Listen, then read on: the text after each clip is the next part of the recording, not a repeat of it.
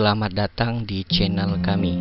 Pada kesempatan kali ini, saya akan melanjutkan pembahasan tentang hypersensitivitas. Sebelumnya telah dibahas tentang hypersensitivitas tipe pertama. Jika belum menonton, silahkan klik link di atas ini. Di sini saya akan melanjutkan pembahasan tentang hypersensitivitas tipe kedua. Tapi sebelum itu, perlu teman-teman ketahui bahwa pada dasarnya sistem imun tubuh kita dibuat untuk melawan apapun yang tidak dikenali dari luar tubuh. Tetapi, ada kemungkinan sistem imun kita malah menyerang tubuh kita sendiri.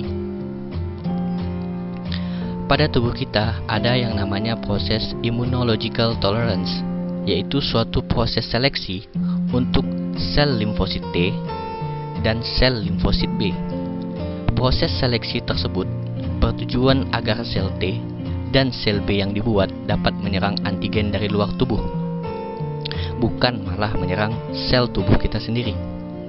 Tetapi ada suatu kondisi di mana kedua sel yang bisa menyerang sel tubuh kita ini dapat lolos dari seleksi ini, sehingga mereka dapat dengan mudah menyerang sel tubuh kita.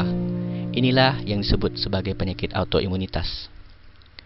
Hypersensitivitas tipe kedua ini diakibatkan oleh sel B yang melepaskan antibodi berupa imunoglobulin G atau IgG dan imunoglobulin M atau IgM untuk melawan antigen pada permukaan sel dan matrik ekstraseluler. Kerusakan akan terbatas atau spesifik pada sel atau jaringan yang langsung berhubungan dengan antigen tersebut.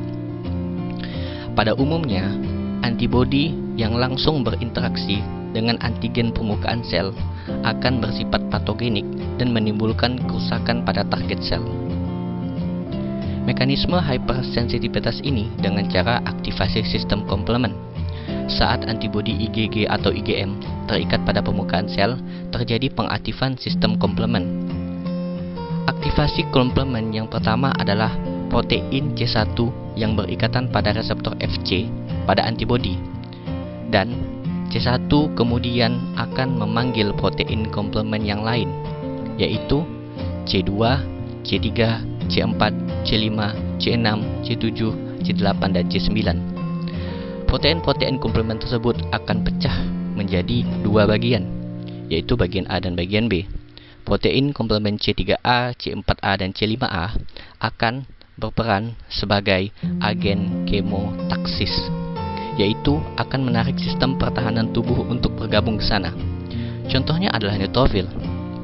Neutrofil ini akan melepaskan suatu enzim yang bersifat sitotoksik terhadap sel, sehingga sel tersebut dapat rusak atau mati. Selain itu, saat reseptor pada sel berikatan dengan protein komplement C3b, maka akan terjadi proses opsonisasi, yaitu sel ditargetkan untuk difagositosis atau dihancurkan. Sel yang dapat melakukan fagositosis seperti makrofag.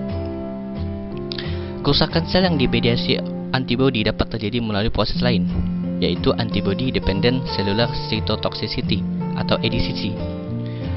Bentuk kerusakan yang ditimbulkan tidak melibatkan fiksasi komplement, melainkan membutuhkan kerjasama dengan leukosit. ADCC dapat diperantarai oleh berbagai macam leukosit, termasuk neutrofil, eosinofil, makrofag, dan yang paling utama adalah sel natural killer. Sel yang diselubungi dengan IgG lalu dibunuh oleh berbagai macam sel efektor yang berikatan pada sel target dengan reseptor, dan sel akan mengalami lisis tanpa mengalami fagositosis. Terakhir, ada mekanisme yang bukan toksisitas terhadap sel, tetapi antibodi yang diarahkan untuk menghalangi reseptor permukaan sel atau mengacaukan fungsi tanpa menyebabkan kerusakan sel atau inflamasi. Seperti contoh pada penyakit myasthenia gravis, di mana antibodi berikatan pada reseptor nikotinik asetilkolin, sehingga neurotransmitter asetilkolin tidak bisa berikatan dengan reseptornya, yang menyebabkan tidak terjadi kontraksi di otot.